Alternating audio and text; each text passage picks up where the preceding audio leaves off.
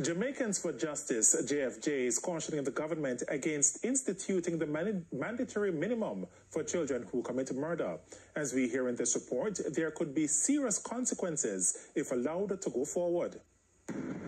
A reconsideration is warranted. The stance of human rights group Jamaicans for Justice, JFJ, to plans for the government to institute a mandatory minimum for children involved in murders. That minimum is 20 years. The proposal has found favor with majority of the members of a Joint Select Committee of Parliament, which is reviewing the Child Care and Protection Act. However, there's a call for Jamaica to tread lightly. The Inter-American Commission on Human Rights has raised concern. It says under the Child Care and Protection Act, the age of criminal liability in Jamaica is 12 years old. And if approved, 12-year-old children could be subject to high penalties, almost double their age. The IACHR noted that it is especially worrisome considering that children are judged in the same courts as adult offenders, which means that they might not be judged with a specific children's rights approach. Executive Director of JFJ, Michael Jackson, is urging the government to be cautious in how it goes about making such adjustments. What people don't realize, already in law,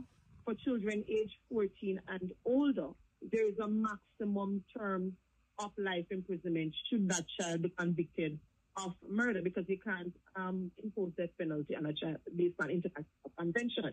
So there is already that. What the government is now doing is to be setting a mandatory term that must be served if one is found guilty before one becomes eligible for parole. And we're saying that you're limiting the judge's discretion to look at the unique circumstances of each case. That goes against the principle of separation of powers.